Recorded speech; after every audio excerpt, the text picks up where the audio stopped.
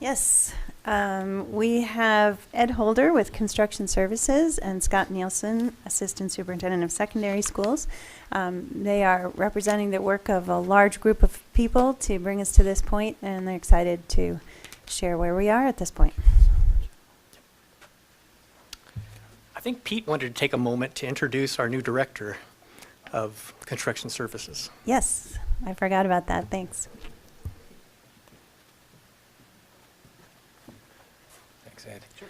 Yes, President Fevra, Dr. Smizer, and directors of the board, thank you for this opportunity to present a continuum of the long-range plan, and I agree. I've heard the word exciting times, and I agree it's an exciting time that we're in, and I would like to thank our design team from RB&B Architects for being out there in the lobby and presenting those display boards and the flyover. It really brings it to life, and you know, we wouldn't be as far as we're at without your support and the support of the design advisory groups. And I'd like to take this moment to introduce, as Dr. Lambert talked about a team earlier, one of our vital team members now. We're very pleased to have with us the Director of Construction Services, Mr. Earl Smith. Earl comes to us by way of Laramie. He was the Director of Public Works in the city of Laramie before agreeing to come down here, and we're real pleased to have Earl leading our Construction Services Department. So with that, I'll just turn it over to Earl for a quick second. Thank you. Good evening. I can't express how grateful I am to be here. It's just truly is an exciting time, and I feel very fortunate to be here and be a member of this awesome team. It's truly an exciting time finally to get moving forward with construction, and you saw some of the early work product out in the lobby, so I'm super excited to be here and help move that forward to fruition. So. Welcome aboard. Thank you. I'm glad to be here.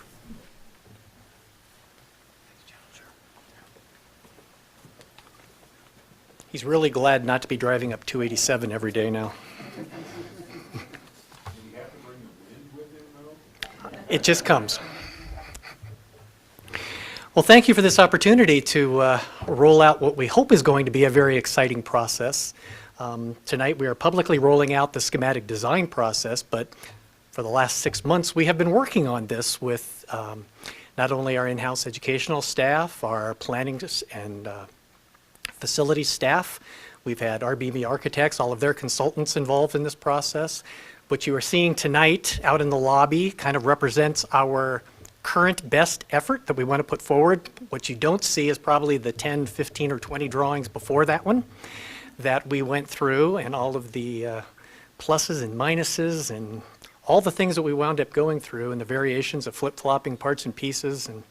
But what we are kind of culminating tonight is what we refer to as the schematic design process, and what that has allowed us to do is to go out and gather all the parts and pieces that we need to make up a new middle/high school facility, how those pieces interact with each other, how they interact with the site, and then from this point on we will be rolling into what we call the design development phase, where we will start to take more input, more community input. We will start to work with our municipal partners at that point. We will gather more input from the district, and then we'll start adding more detail to those plans that you see out there. Things like what type of casework in the classrooms, what type of mechanical systems are we going to be doing, lights. And if I lose my voice, I apologize. I've been talking way too much today, and I didn't save any for tonight.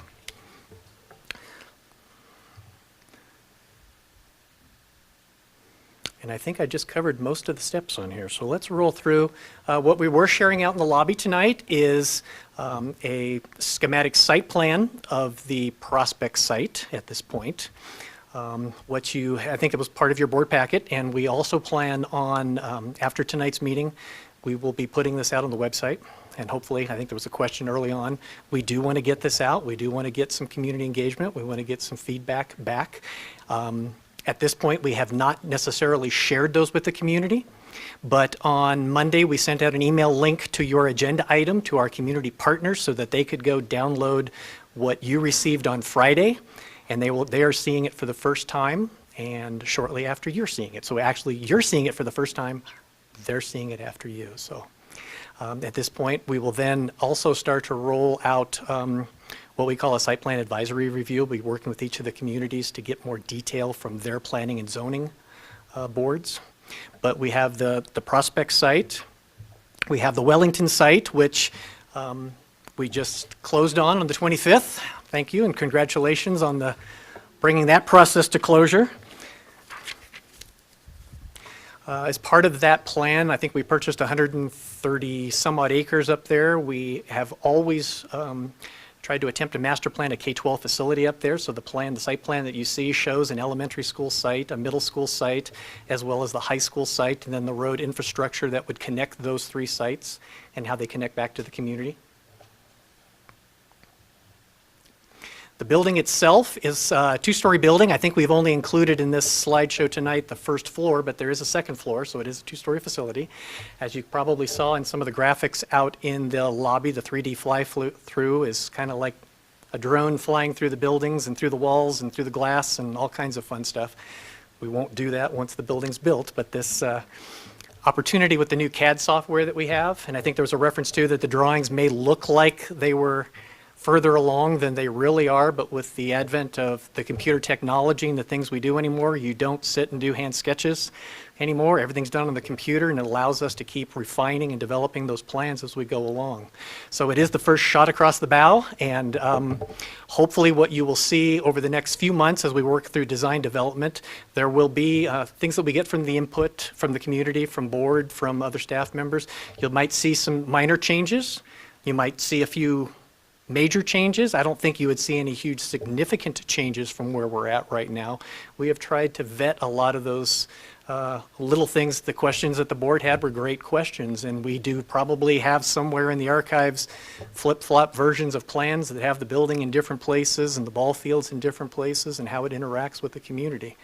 But what we're showing you and what we're starting to roll out, again, is what we feel is the best effort at this point of the collective group.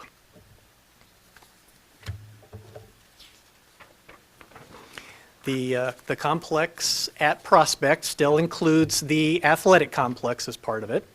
That facility is currently being designed as a 4,000-seat stadium. The French Field facility is a 6,100-seat facility.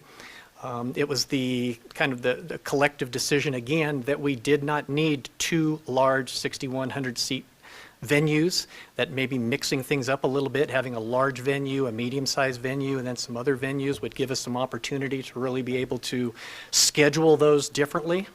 What it will allow us to do is host a 4A home playoff game at that facility. If we had a 5A home playoff game, that could be hosted at the French Field facility. If we happen to have two 5A teams and a great crosstown rivalry home playoff game, we can add more bleachers and restroom facilities to French Field, or we can talk to our friends at CSU and see if they'll let us use their stadium. So again, it's kind of the situation of, I kind of used this analogy a little earlier today with Dr. Smyser. We don't build the parking lots at our elementary schools for back to school night, because they would be huge and there would be nothing else left on the site. So likewise, we don't want to build our athletic facilities around a worst case scenario that could be dealt with in other manners if it does happen. I think our athletic people would like you to say best case scenario. Best case scenario, yes. I'm sorry about that. It is not intended to be Mile High Stadium at Poudre School District. Lighting has been, let me talk about the Wellington site. That is one thing that has changed a little bit. We looked at the options of what it might take to enlarge the bleacher capacity at the Wellington site, what that might look like so that they could host some home games up there because of the distance from what would be either French Field or from the other stadium. It really was some minimal impact to look at that. It was a collective decision again of the group that we thought that was a good decision to make. So we are currently proposing that field be kind of an enhanced Fossil Ridge field, maybe with a few more seats. We would still use the locker room and restroom facilities associated with the building. We may create, as part of a separate building on the outside on both sites, a restroom facility that will serve the rest of the athletic complexes out there. It will give us a lot of flexibility in the way that we utilize all of the fields and start scheduling those out. There's also been some question around lighting, and on the site plans that we have presented to you, we have tried to mark on each of those what fields are lit. And part of that reasoning is also Title IX requirements, so we have baseball fields, softball fields. We are looking at lighting potentially the synthetic turf fields. Obviously, with the impact of our schedule changing right now, we're not sure how those extended days may impact and what that ability may be. Once we reach out to the communities and talk to our partners, get their feedback, we'll see how that works out. Whether we put the full-blown lights out, whether we put the infrastructure to add the lights later, those are all the kind of decisions that we'll be talking about now as we move forward. And then also with the LED technology that we have right now, it's not the big blurry lights shooting across the field anymore. These things are designed to really focus in the light on the playing field. And we've actually started to model, again, with some of the computer-aided drafting tools right now, we can model the light impact of those various fields and how they spill over and how far do they spill over and what are they influencing. And we'll wind up doing a lot of those modeling as we go forward. I suspect as we move through planning and zoning and some of the site plan advisory reviews, those same questions will come up from community members. And we will be prepared to address those. We already talked about the closing on the property, and again, thank you for that. And thank you for approving our CMGC earlier tonight. We do have some representatives that are here tonight. They are eager to get going. In fact, we have an all-day meeting scheduled tomorrow morning in anticipation of your approving this tonight so that we can start to tear the schedule for these projects apart and see what mechanisms there may be for us to try to accelerate them. We are still on track for a fall of 2022 opening, but we are trying to see what we can do now utilizing a CMGC, how we can break some of these packages apart, what can we accelerate, what can't we accelerate. Hopefully we'll be coming back to you in the not too distant future. Maybe in May we'll be coming back to you maybe with an update of the design development, and maybe we'll have a little more information at that time as to whether it is achievable or not. Our target, if we can, would be to try to back it up a year. We've talked about not necessarily doing a mid-year opening. We've also talked about that being a possibility with the Wellington Middle School moving in just middle school grades part of the year. So we'll look at all of those different strategies and see. I think at this point we still need to stagger the two schools just from a constructability standpoint. It's a pretty big impact to be doing two large high schools at the same time in the same community. We're going to be drawing on the same subcontractors, the same suppliers. If we can stagger those two projects in there, then we can maximize every one of those opportunities to get these buildings done as quickly and as efficiently and cost effectively as we possibly can. Also, as part of your approval tonight, it included the Zach Elementary School project. That's a very aggressive project. We are still trying to get that done here. I am hoping to actually be back to you maybe within another month to talk about executing a guaranteed maximum price for the ZAC project. We need to get that rolling if we're going to get it completed this spring and through the summer. And the involvement, I think one of the boards out kind of gave you a feel of the various additions that we were doing around that school. So it's not all nice, neat little package bundle in one side of the building. We're all over the building. Also inside the building, we're doing some modifications and things that need to happen from a fire alarm standpoint and a few things associated with the additions. That will also give us the opportunity to determine, we know we have to pull one modular out for sure because it's right in the middle of the additions. There is a bubble moving through ZAC right now. We may need to keep one, if not two of those as we work through construction and as we work through that bubble. And then once that bubble is moved through, we can start to pull the other modulars out. So for the community, could you explain what we mean when we say there's a bubble in the building? There is a grade level bubble of, I believe it was 4th grade moving into 5th grade next year, if I remember right. It's a larger class. We build what's normally what we call a 3-round or a 4-round facility, so 3 grades of a grade. We have a 4th grade kind of moving through there, and we have no place to put them, especially if we're displacing as part of the remodel package. One of the things we're doing is adding a 3rd kindergarten room. We're taking an existing room and actually opening up an outside wall of that building and adding on to it to make it a larger room. So we have to take some things offline. We need to move students around. It will need to happen while school's in session, and we will make every effort to minimize impact. Aisha's been great, her team has been great. We've been trying to figure out how we can make this work, make it part of an educational experience, get the kids involved. They won't be helping build the additions, but they can get to watch. Hard hats, yes.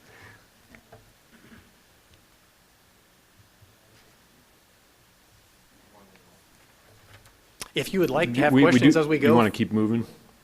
Or why don't we get some questions if you got? Okay. So I understand the piece about the modulars needing to be there for some of the construction movement or whatever, and also potentially for this bubble. Is it the objective of the administration that once that bubble is moved through and once the construction is done, that all of the modulars are going to be removed? Because I think that was the objective of adding the Part of the adding rollout the plan. thing on, I and think we'll we- need to evaluate it. What we were trying to do Well- was give ourselves some options, evaluate it as we look out 2 more years possibly. Okay, well, I guess it's going to be disappointing to the ZAC community if after we build all this, there still is a need for additional modulars there. So it's something to think about. You guys have to. And also with the opening of the new elementary school, hopefully in 2021, which is our plan, we will start to see some relief. Okay. We don't know what impact choice may have on that yet. Well, There's- I mean, there's if a we few have moving lo- targets. Yeah, I understand, but we have other options too. If there's Mm-hmm. a long-term issue, if you want to call it that, with regard to keeping enough students in the building, and we have capacity in other places, maybe we need to do a redistrict or whatever the right word is for that. And I know that's a hard political thing to do and whatever, but I think the objective is to get all the students in the building. We certainly understand your concern about them being there, and it is our effort. We would love to have them out of there too. In fact, we're already starting a list of other homes for them. Where can we put them and where do they need to be? So we don't want to buy any more modulars. We'd like to move our existing inventory out. We have some old inventory that we would love to just make go away. One more question. I from just me. wanted, this is more of a comment. I appreciate you using the truth in language of the term modular. I was surprised to hear in a neighboring district when I was told a student goes to the cottages. It was like, where are the cottages? And then I said, do you mean a modular?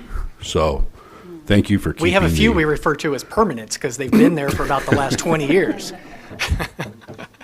They're going out in the back of a dump truck, I believe, when they finally go. Let's talk a little bit about Southeast. It's not just about the middle school, high school, but we are starting the same design effort. We will be putting together our design advisory group for the new Southeast Elementary School. It will be a 4-round, so 4 grades per classroom, 600 student elementary school. We have selected an architect. You approved, I think, a few weeks ago, HCM as the architect for that facility. Been working with Dr. Lambert on putting together our DAG group. We're going to try to get some tours going and start to set our objectives for what that elementary school needs to look like, and try to maybe come back, I would hope April, maybe May, with the schematic designs of where we're heading with some of that. We're trying to be again on an aggressive schedule at this point and keep things rolling. If you listen to the dates we've been throwing out, we got a lot of buildings opening up in 2021. It's going to be a fun and exciting year come potentially August of 2021 and as we roll into 2022. We're continuing to working with the developer out there, if you remember too, as part of the site purchase package. We had the developer building some of the roads and we were participating in part of that. They are still working through the city of Loveland's process of approval for all of those packages, and we stay in close contact with them. At this point, it's not going to affect the timing of the school as we go through the design efforts and move forward with that. Again, as we still are anticipating a fall of 2021 opening for that facility. Questions? Carolyn, When I heard you say that you're working with the city of Loveland, just for my edification, that is going to have a Loveland address, correct? Yes, that piece of property actually is in the city of Loveland. Yeah, I thought so. All At right, this thanks. point, I think it's our one and only facility in the city of Loveland. Yeah, And in the boundaries of PSD. And still within the boundaries of PSD, yes. that's right. And we have Thompson school districts within our schools within the boundary of PSD, and It's those mix, or within Fort Collins, yes, I'm sorry. Those lines are kind of crazy out there, and actually, the developer that we're working with developed the Highland Meadows Golf Course across the street years back, and at one point, he had property lines running right through the middle of houses, or through the lots. So if you're in this bedroom, you're Poudre School District, this bedroom, you're in Thompson School District. We worked with them on getting that all straightened out, so we didn't have those family dynamics happening. At this point, I'm going to turn it over to Scott, because I'm losing my voice, and let him talk about the 40 million. Thanks, Ed. And, you know, before I start with the 40 million, I just want to say to Ed and team, Scott, thanks for the work you're doing. You guys have working hard to make this come alive and do it in a real rapid pace, and I appreciate that. I know from the get-go we've said we want to try to push on things, and both of you have, so I want to say thank you. And to our internal people, our B+B out in the lobby has been great to work with too. So thanks to everyone that's involved in the process. I think we are on the front side of a great couple-year run, and certainly a lot going on for sure. Ed talked a lot about the buildings. The piece I get to talk about is all the other stuff we're doing, and I think it's exciting that now we're talking about all the other buildings, the buildings that we already have, and the work that we're going to continue to do to refresh and to give each of these buildings things that they're looking forward to. And so project list we talked about when we were here before, central office has continued to look at, finalize. There are a couple of schools that we'll continue to have conversations with for any number of reasons. In some cases, they wanted to make changes from what they had projected a couple years back, I guess almost 4 years ago. And so we're continuing to work. Todd and I are involved with that, as well as facilities. Project timelines and budget codes are beginning to be pushed out. We had a meeting a week ago with all the principals and office managers so that we could talk about the process of these projects over the next 3 to 4 years, but particularly talk about the process they go through when they're doing orders. We have a great amount of money set up for things like furniture and fixtures. And so making sure that our office managers and principals understand the process to go through to be great stewards of taxpayer dollars as we think about what are we doing to make sure we're maximizing what we're able to bring into the district.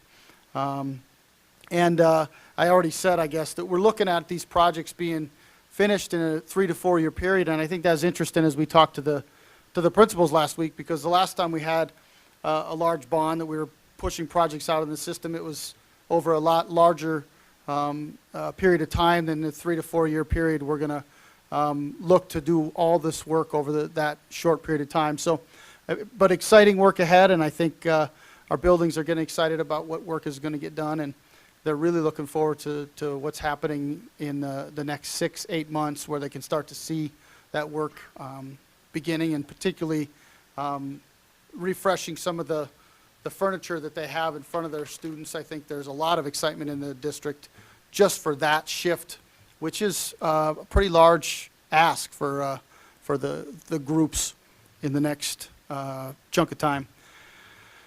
The second piece to talk about is the Futures Lab, and we have landed on location for I'll call it year 1, year 0, the kind of pre-launch of the Futures Lab. While we don't have a permanent location, we are going to offer classes in the fall at Fort Collins High School. And we've listed 4, but I will tell you as we go through those, we're also negotiating with Fort Collins High School.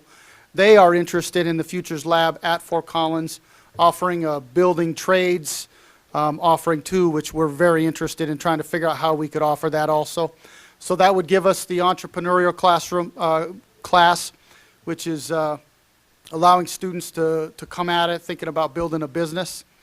The app development class, the unmanned aerial systems or drones, so our students would be trained to actually do the fly-through that you saw earlier as we bring buildings on. That would be open.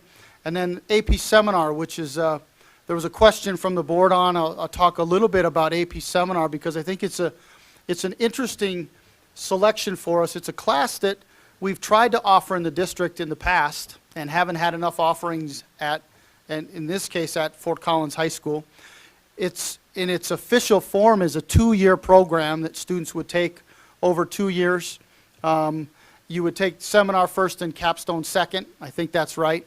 But the first year you're doing research and you're trying to understand information about an area of interest. So you're really able to go deep in an area of interest. There's a lot of writing, a lot of presentation that's part of that process. And then in year 2, you're writing essentially close to a master's level paper and taking assessments at the end. There's some AP certifications that you gain at the end if you do both of the AP seminar years and you've taken 4 other AP courses.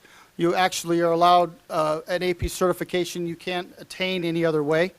But essentially it's AP's rendition of project-based.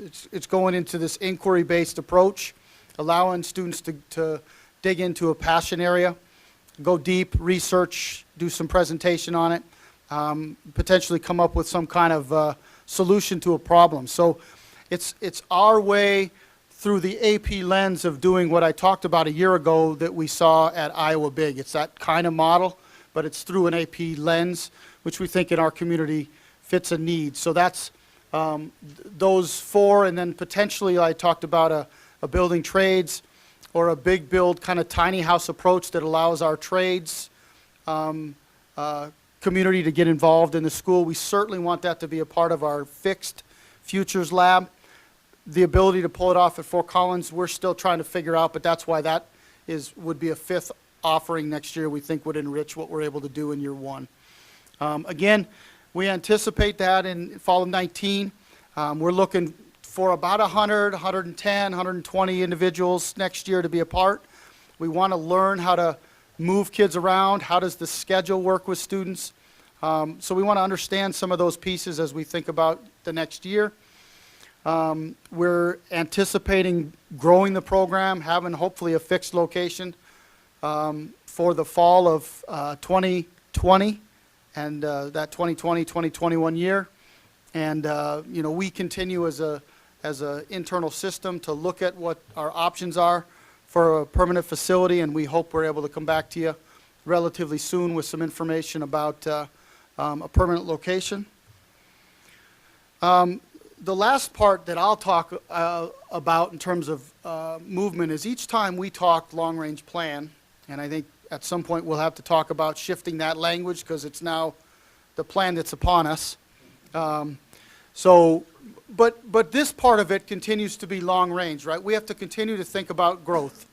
And PSD continues to grow. Todd and I are involved this week in what we're anticipating for enrollment is for the fall of 19. And we continue to see growth in Fort Collins, and we look forward to that happening and continuing for the next several years. But as we look forward to the fall of 19, we've looked at all of our schools and right now are anticipating a placement of only 1 modular, Riffenberg Elementary. All the other sites that we've looked at and talked about in the past, we believe we can get through 1920 without placing any other modulars. We'll continue to monitor that, but that's the belief as we talk with you today.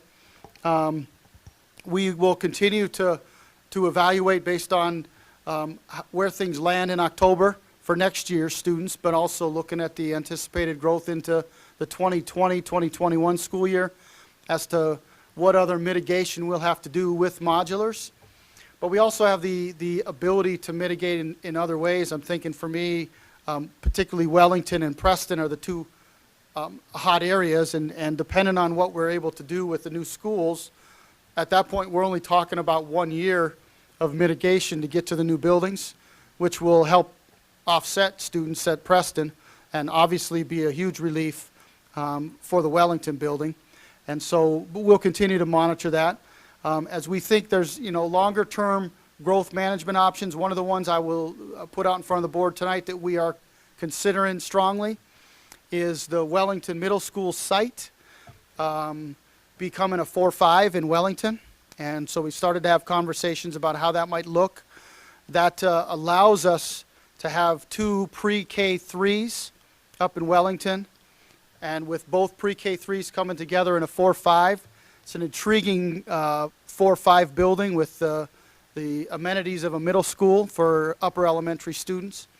It allows for your transition, your pre-K 3s to transition to one building for a 2-year stay, and then that 4-5 transitioning to a stay 6-12. So it's pretty intriguing use of that space. So that's something we're strongly considering as we think about options up in Wellington, and looking at doing that versus a whole new pre-K 5, which would be a pre-K 5 sitting in this backyard of another pre-K 5 and the boundaries that would go with it, as opposed to trying to bring kids together, which in that community I think is intriguing. So that's a conversation I don't think you've heard that we're talking about. The other thing I will talk a little bit about is we continue to grow, but we also continue as internal staff to think about the next long-range plan. So we're already engaging in what's next. What do we see on the horizon? What's out in front of us? Where's the growth going to continue to happen? Where might we need the next schools? What are the possibilities out in front of us? So that process is in place, and we anticipate coming back to talk to the board about that plan, which will become the long-range plan. We anticipate coming back to talk with you about that in June. And we anticipate coming back, as Ed talked about, talking about, I'll say, the current plan or the current long-range plan in April, maybe May. There's some things that we want to make sure we're ready to talk about, but we're right now targeting a board agenda in April. That might slide to the first one in May to make sure we're able to talk about all the things we think are pertinent to the conversation. I think that's all I have. With that, I think Ed and I would be ready for discussion. All right, thank you. Board members, questions, comments? Go ahead, Rob. Yeah, so I want to thank you for all the work that you're doing to make this money come alive for our students. And I also want to call out especially, I appreciate the flexibility and outside the box thinking you're doing with regard to the Wellington 4-5. I think that sounds like it makes a lot of sense to me, and a good use of a facility. The other thing is the Futures Lab is very exciting. I think it's going to, I think the challenge is going to be getting students from all of our high schools engaged in that. I mean, obviously there are transportation and other things, but we need to get them excited about going to another place, whether that's Fort Collins High School or a permanent location once we have it. But I think that the programs you're talking about should be pretty exciting, and I hope that'll help be a draw. I think I guess the only question I have in all that is you're trying to figure out what the programs are for next year. How does that dovetail into the scheduling that the course choices that the high school kids are going to be making this year for next year? And we're going to have this all in place for them to be able to select and to understand what it means to go to someplace else to have drones, for example, or whatever. That's a great question, Rob. And a couple things I would say to your comments. First of all, I appreciate the energy, and I think as we think about the Futures Lab, I just had another conversation today with an outside entity that's very excited about helping, outside of Fort Collins even, that's very excited about helping with this kind of endeavor. So that continues to be amazing to me to see the energy that's out there to support us. As we talk about registration for the 1920 school year, we're going to be about on the same timeline as the Front Range Community College class registration, which typically happens a little bit later than the registration they do on campus. We'd like to be in the following years happening right now. My son, for instance, has already registered for his classes at 19. And what we've said, we've met with counselors and we've met with work-based learning coordinators, and what we've asked for is their help in identifying the individuals that make sense for the year one rollout. So think about it as almost a soft marketing, in that we won't have, when we think about needing about 100 kids at 4 comprehensives and 4 smaller high schools, we're really only talking 20 students from each of the comprehensives and 5 or 6 from each of the small ones, to help us understand how's the schedule work, how does this fit with what you're trying to do, We're looking right now at a start time for the Futures Lab that will be roughly 8:15 or 8:20. So it allows the students, and as we look at transportation, to run a transportation system that will be Front Range and Futures Lab congruent, working together, dropping off at Front Range and then Futures Lab.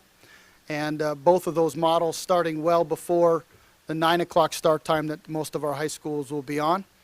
Front Range is holding tight at 8 o'clock, so we know that's a fixed time we have to work around. And so we think there will be some intriguing reasons why individuals might want to come to the Futures Lab for an earlier start time. But you're right, a piece to the process will be making sure that our programming attracts kids. And so we're going to have to build programming that does that. We believe we can. We've seen others that have done that. So, but that will be part of our success, right, is can we do that? And so that's the opportunity in front of us, is to build programming that students want to access. I'd like to add a piggyback on the Futures Lab, but first I thought maybe we'd suggest a late start for the Futures Lab, so could we study that? 8:15 or 8:20 is a late start. Oh, okay. All right. When you put up the Fort Collins High School as the pilot program, or whatever you're calling that, I got to wondering, is it still the intention to do a permanent facility with most students and then something going on at Poudre High School? And if so, when would that kick off? So we've had some conversations, I'll say I've had some conversations with principal at Poudre High School, right? So there's several things going on, right? Right now Poudre's full. Poudre's got students outside. I think the same conversation Rob had about Zach. The board at one point has had a conversation about Poudre. How do we get those students in the building?